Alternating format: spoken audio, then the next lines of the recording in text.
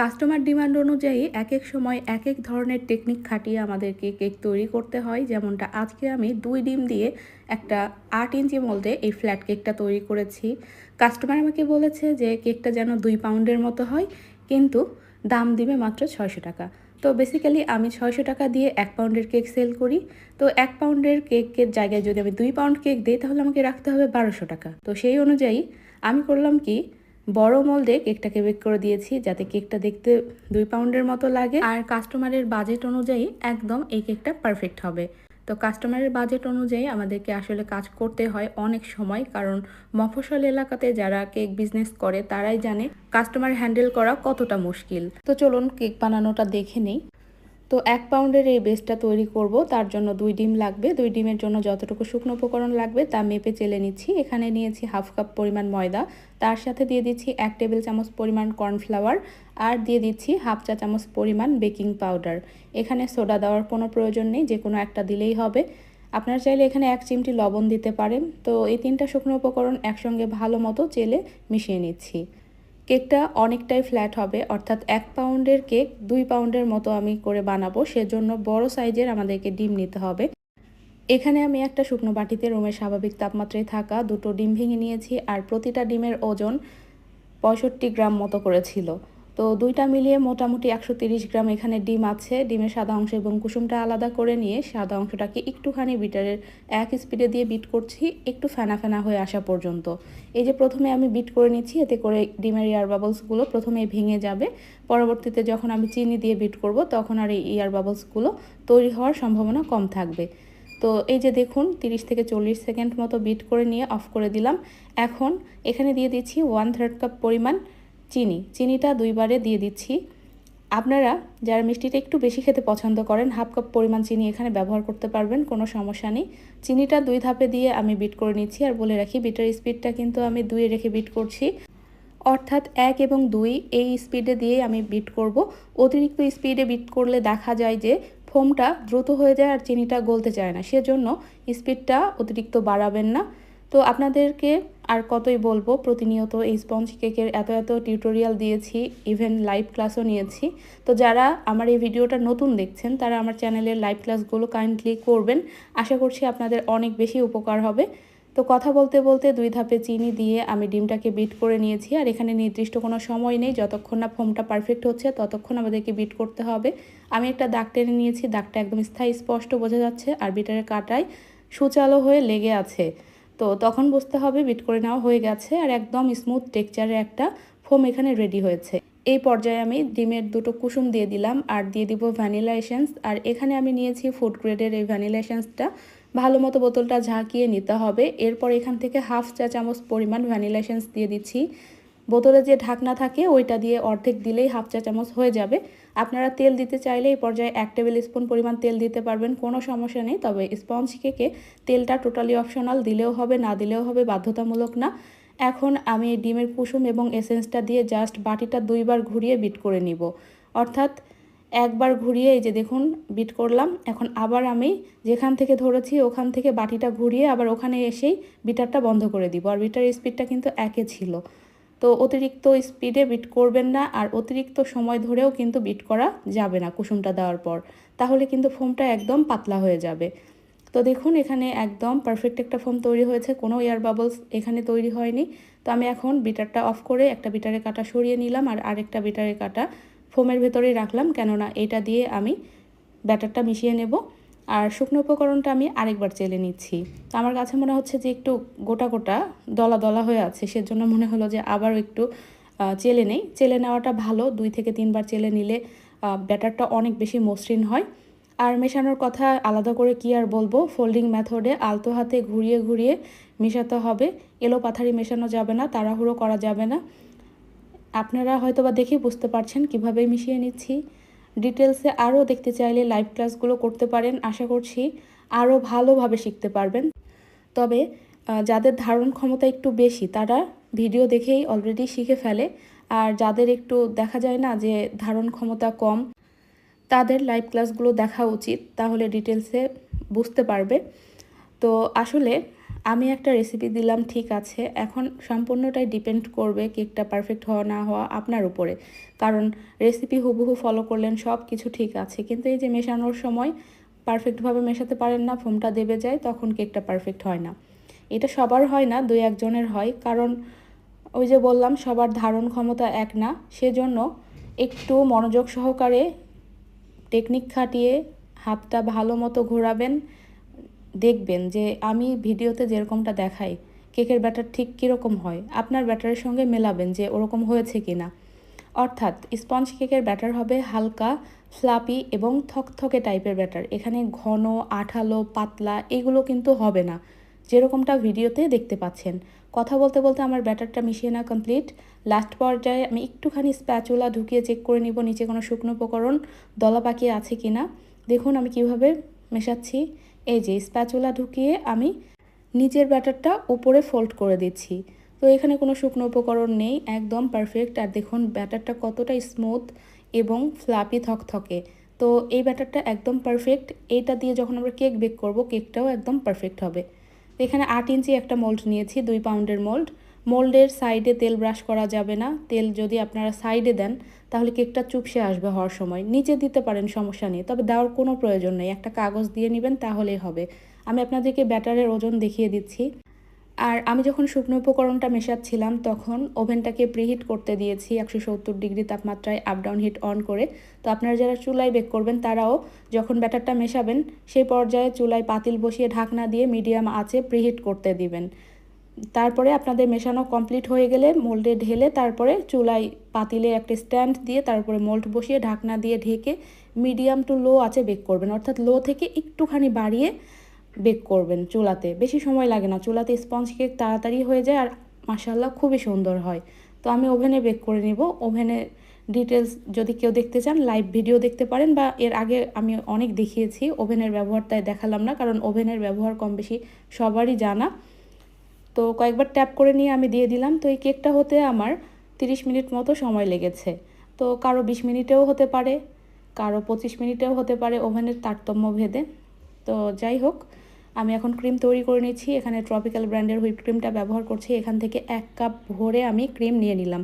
ক্রিমটাকে আগে deep fridge থেকে আধা ঘন্টা আগে বের করে রেখেছিলাম। যেহেতু গরম পড়েছে তাই অত বেশি আগে বের করে রাখার প্রয়োজন নেই। শীতকালে হলে দেখা যেত 1 ঘন্টা 1.5 ঘন্টা আগে বের করতে হয়। গরমের সময় আধা ঘন্টা আগে বের করলে দেখা যায় গলে যায়। তো একেবারেই তরল করে ফেলা যাবে না, মানে আমি এভাবে ক্রিমটা নিয়েছি যাতে একটুখানি হালকা হালকা বরফ থাকে আবার বেশিরভাগই তরল থাকে। তো ওরকম অবস্থায় বিট করতে হবে। আর বাকি ক্রিমটা একটা কৌটোতে ভরে ওইভাবে আমি রেখে দিলাম ফ্রিজে। আর আমি সবসময় কৌটোতে ভরে ক্রিম রাখি, এতে করে বাতাস ঢোকার সম্ভাবনা থাকে না, ক্রিমটা অনেক দিন পর্যন্ত ভালো থাকে। এভাবে এয়ারটাইট কৌটোতে বা বক্সে ভরে আপনারা 3-4 মাস অনায়াসে সংরক্ষণ করতে পারবেন, কিচ্ছু হবে না। অথবা প্যাকেটের গায়ে লেখা তারিখ অনুযায়ী আপনারা সংরক্ষণ করতে পারবেন, কিচ্ছু হবে না। আর এই যে ক্রিমটাকে দেখুন যে আমি এখানে বিট করে নিয়েছি, বিটার স্পিড মিডিয়াম টু হাইয়ে দিয়ে, মানে ক্রিম বিট করার সময় কিন্তু উল্টো। ডিম যেরকম আমরা বিট করেছিলাম লো স্পিডে, ক্রিম বিট করতে হবে মিডিয়াম টু হাই স্পিডে, মানে ওইটার বিপরীত। আর এই ক্রিম বিট করার নিয়ম কম বেশি সবাই জানেন, শুধুমাত্র ক্রিমটাকেই বিট করতে হবে যতক্ষণ না স্টিফ হয়ে যাচ্ছে, কেননা এর সাথে আইসিং সুগার দিতে হয় না, ট্রপিক্যাল এমনি থেকেই মিষ্টি। তো যখন দেখবেন যে বিটারের কাটা এরকম ভাজে ভাজে লেগে আছে তখন বুঝতে হবে ক্রিমটা হয়ে গেছে। এছাড়াও এরকম স্প্যাচুলা দিয়ে এরকম টেনে টেনে দেখবেন যে স্মুথ একটা টেক্সচার দেখা যাচ্ছে, তখন বুঝতে হবে একদম ক্রিমটা রেডি। এর থেকে যদি বেশি বিট করেন তাহলে আপনারা দেখবেন এরকম স্প্যাচুলা দিয়ে টেনে সেটা ফাটা ফাটা দেখা যাবে, তো ওভারবিট করা যাবে না। এরপরে যে দেখুন আমি স্প্যাচুলায় অল্প একটু ক্রিম তুলে নিয়ে সেটা ঝাঁকিয়ে নিচ্ছি, এটা কিন্তু পড়ছে না, হ্যাঁ, তাহলে বুঝতে হবে রেডি। আর বেশি করে নিলে কিন্তু পড়বেই, এটা স্বাভাবিক, কারণ নরম ক্রিমও পড়ে স্টিফ ক্রিমও পড়ে, বেশি করে নিলে পড়বেই। এরকম অল্প করে নিয়ে ঝাঁকিয়ে দেখবেন যে স্টিফ ক্রিম কখনোই পড়বে না। যদি নরম হতো তাহলে আপনারা অল্প ক্রিম নিলেও দেখবেন যে পড়ে যাবে। তো এটা হচ্ছে নিয়ম। তো এখন আমি কিছু ক্রিমে কালার মিশিয়ে নিব। তো আমাকে ডিজাইন বলে দিয়েছিলেন না, জাস্ট বলেছিলেন যে আপনার ইচ্ছা মতো করে দেন। তবে এই কেকটা এত আর্জেন্টলি অর্ডার ছিল, বিশ্বাস করেন এই কেকটা তৈরি করতে আমার মানে কী যে প্যারার মধ্যে পড়তে হয়েছিল, তার মধ্যেও আমি ভিডিও করেছি যে না আপনাদের সাথেও শেয়ার করি। তো এখানে আমি রেডম্যানের নীল কালার দিয়ে দিলাম 1/2 চা চামচের মতো। আসলে এটা এক্স্যাক্ট ওইভাবে চামচের মাপে আমি দেইনি। তার সাথে 1 ফোঁটা লাল দিয়ে মিশিয়ে নিয়েছি। আপনারা যদি এই কালারটাকে আরও ডিপ করতে চান তাহলে ব্লু কালার আরেকটু দিবেন আর লাল কালার আরেকটু দিবেন, তাহলে একটা রয়্যাল ব্লু কালার আসে। তো ক্রিমে কালার মিশিয়ে ওইটা আমি ফ্রিজে রেখে দিলাম ঢেকে। আর কেকটাও এরই মাঝে আমার হয়ে গেছে। ওই যে বললাম আর্জেন্ট অর্ডার, আমি গরম গরমই কেকটাকে ডিমোল্ড করে নিয়েছি। কেকটা ডেকোরেশন করার পর তারপর আমাকে কাস্টমার ফোন দিয়ে বলছে যে কেকটা লাগবে না এখন, কেকটা আমি সকালবেলা নেব। তাহলে কেমনটা দেখাই বলুন? তাহলে আমি একটু রেস্ট নিয়ে আরও ভালোভাবে ডেকোরেশন করতে পারতাম। কিন্তু আমাকে মানে এমন একটা প্যারার মধ্যে 2 ঘন্টার মধ্যে আমাকে রেডি করে দিতে হবে, এরকম একটা মানে চাপ দিয়েছিল।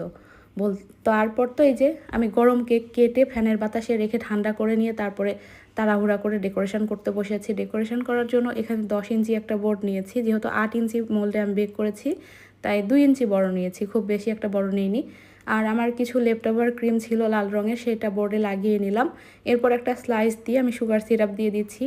আর সুগার সিরাপ এখানে আমি 1/3 কাপ পানির সঙ্গে 1.5 টেবিল স্পুন পরিমাণ চিনি মিলিয়ে করে নিয়েছি। আর একটা ব্রাশের সাহায্যে দিচ্ছি, এতে করে সব জায়গায় সমানভাবে পড়বে। আর এই 1 কাপ ক্রিম দিয়ে আমার কিন্তু পুরো কেকটা ডেকোরেশন হয়ে যাবে। কিন্তু আমি একটু মানে মাতব্বরি করতে গেছিলাম, কেকটাকে একবার একরকম ডিজাইন করে পরে আরেক রকম ডিজাইন করতে যেয়ে আমার ক্রিম আরেকটু লেগেছিল। তো সেটা আপনারা একটু পরে দেখতে পারবেন। তো আমার এই যে কিছু ক্রিম বেঁচেছিল লাল কালারের, ওইটাও এর সাথে দিয়ে দিলাম, কারণ আমি রিসেন্টলি কাজ করেছি, ক্রিমটা যেহেতু ভালো সেজন্য ওইটাই দিয়ে দিলাম। এরপর সেকেন্ড লেয়ার দিয়ে এটাতেও সুগার সিরাপ ভালো মতো দিয়ে আমি অফ স্ক্রিনে কেকটাকে ফিনিশিং দিয়ে নিয়েছি। যেহেতু হাতে কম সময় ছিল সেজন্য আর এটা ভিডিও করিনি, কারণ কেকটাকে আমার আধা ঘন্টা মতো মানে ফ্রিজে রেখে তারপরে ডেলিভারি করতে হতো। পরে তো শুনি যে না, পরের দিন সকালবেলা নিবে। তো যাই হোক, ভালোই হলো, কারণ কেক ভালো মতো ফ্রিজিং না করে যদি ডেলিভারি করা হয় আসলে সেই কেকটা খেতেও ভালো লাগে না। আর আমি এই যে ডেকোরেশন করলাম সারা রাত এটা ফ্রিজিং করা থাকবে, পরের দিন সকালবেলা ডেলিভারি করব, তাহলে খুব সুন্দরভাবে আমি ডেলিভারি করতে পারবো। তো এখানে 1M নজেল দিয়ে আমি কেকটাকে ডেকোরেশন করে নিলাম। এরপর আমার বানানো কিছু চকলেট ছিল সেগুলো দিয়ে দিলাম। মানে কী ডিজাইন করব তাড়াহুড়োতে কিছুই মাথায় আসছিল না। তো চকলেটটা দেওয়ার পর আমি নিচে বর্ডার দিয়ে নিলাম, কারণ নিচে দেখতে ফাঁকা ফাঁকা লাগছিল, তাই আমি ভাবলাম যে একটু বর্ডার দিয়ে নেই, তাহলে দেখতে ভালো লাগবে। বর্ডার দেওয়ার জন্য একটা কাগজ একটু ভাঁজ করে নিয়ে ডট ডট করে দিয়ে নিয়েছি। তো কেকটা না আমার কাছে একটুও ভালো লাগছিল না। তারপর আমি করলাম কি, চকলেটটা উঠিয়ে ফেললাম। চকলেট উঠিয়ে ফেলে ভাবলাম যে আমি এখানে সুগার বল দিয়ে নিই। আমি মিক্সড যে সুগার বলগুলো থাকে ওগুলো দিয়ে নিচ্ছিলাম। নেওয়ার পরেও আমার মন মতো হয়েছিল না, অর্থাৎ তাও মনে হচ্ছিল যে না, একটু ফাঁকা ফাঁকা লাগছে, আর একটু ডিজাইন করলে হয়তো বা ভালো লাগতো। আসলে মানে কেক জিনিসটা এমন একটা জিনিস যে একটু টাইম নিয়ে বানালে ডিজাইনও ভালো হয়, আউটকাম সব কিছুই ভালো হয়। তো আমার ভালো লাগছিল না, দিয়ে আমি করলাম কি, আবার এটাকে চেঞ্জ করলাম। তো আপনারা দেখুন এখন আমি কি করি। এদিকে আমার ক্রিম শেষ, মানে আমি এত মেপে আজকে ক্রিম তৈরি করেছি, আমার ক্রিমও আর নেই। তারপরে বাধ্য হয়ে আরেকটু ক্রিম বিট করে নিলাম। এই যে বক্সটার ভেতরেই আমি ক্রিম বিট করে নিয়েছি, অল্প একটু, মেপে নেইনি। তো ওখান থেকে অল্প একটু ক্রিম উঠিয়ে নিব, কারণ আমার খুব বেশি ক্রিমের প্রয়োজন নেই এখন। জাস্ট এই যে এই নজেলটা দিয়ে কয়েকটা ফুল দিয়ে নিব, তাহলে দেখতে মনে হয় ভালো লাগবে। তো আপনারা বলেন কেমন লাগছে, আপনারাই বলতে পারবেন। পরবর্তীতে আমার কাছে ভালোই লেগেছে অবশ্য। তো এই যে নজেলটা দেখতে পাচ্ছেন, এই নজেলটা 6B নজেলের মতো, কিন্তু এই নজেলের নাম্বার নেই। 6B নজেলটা তো বড় হয়, আর এই নজেলটা ছোট সাইজের একটা নজেল, মানে স্টার নজেল হিসেবেই কিনেছিলাম। তবে এই নজেলগুলো দিয়ে বর্ডার দিলে খুবই ভালো লাগে দেখতে। তো এই যে হয়ে গেল আমার কেকের ফাইনাল আউটকাম। তো এই পর্যায়ে এসে মনে হচ্ছিল যে না, কেকটাকে একটু ভালো লাগছে। তখন মনে হচ্ছিল যে কেকটাকে একটু নাড়ু মাথা লাগছিল। যাই হোক, এখন মনে হচ্ছে না, একটু ভালোই লাগছে। তো মজা করলাম। আপনাদের কাছে কেমন লেগেছে জানাবেন অবশ্যই। আর এখানে আমার চকলেট গানাশ ছিল, এটা দিয়ে আমি নাম লিখি। তো এই গানাশের রেশিও কিছুই না, জাস্ট চকলেট যতখানি তার থেকে অর্ধেক পরিমাণ হুইপ ক্রিম নিয়ে গলিয়ে নিলে যে গানাশটা তৈরি হয় ওইটা দিয়ে নাম লিখলে খুবই সুন্দর হয়। তো হ্যাপি বার্থডে লিখেছি, কারণ নামটা নাকি তারাই বসাবে, সেজন্য আমি নামটা আর লিখিনি, হ্যাপি বার্থডে লিখে দিলাম। এখন এটাকে সারা রাত ফ্রিজে রেখে দিব, সকালবেলা ডেলিভারি করে দিব। তার আগে দেখুন কেকটার ওজন কত এসেছে। কেকটা দেখতে কিন্তু অনেক বড় হয়েছে, তাই না? কিন্তু ওজন কম। তো আমি প্রথমে সেম একটা বোর্ডের ওজন মাইনাস করে নিচ্ছি। তো বোর্ডের ওজনটা 120 গ্রাম। এখন কেকটা বসিয়ে দিব। বোর্ডের ওজন যেহেতু মাইনাস করাই আছে, এখন শুধুমাত্র আপনারা কেকের ওজনটাই দেখতে পারবেন। 594 গ্রাম এসেছে কেকের ওজন। 450 গ্রামে হয় 1 পাউন্ড, তার মানে কেকটা মোটামুটি 150 গ্রাম বেশি হয়েছে। তো যাই হোক 1 পাউন্ড হিসেবেই ধরা চলে এই কেকটাকে। তো আশা করছি ভিডিওটি একটু হলেও উপকারে এসেছে, কারণ অনেকেই দেখা যায় যে বাজেট কম কিন্তু একটু অনেক মানুষ খাবে কিন্তু টাকার জন্য কেক নিতে পারে না, তাদের জন্য আপনারা চাইলে এরকম ফ্ল্যাট কেকগুলো তৈরি করে দিতে পারেন। মানে এই ধরনের অর্ডার আসলে ফেরাবেন না, কারণ সবার তো বাজেট একরকম হয় না, আমাদেরকে সব কিছু দেখে শুনে কিন্তু কাজ করতে হবে, তাই না? তো কাস্টমারও খুশি হলো, আবার আমারও লস হলো না, সব মিলিয়ে আলহামদুলিল্লাহ। তো আশা করছি আপনাদেরও ভালো লেগেছে। ভিডিওটি তাহলে এখানেই শেষ করছি, কথা হবে পরবর্তী ভিডিওতে। সেই পর্যন্ত সবাই অনেক ভালো থাকবেন, সুস্থ থাকবেন। আল্লাহ হাফেজ।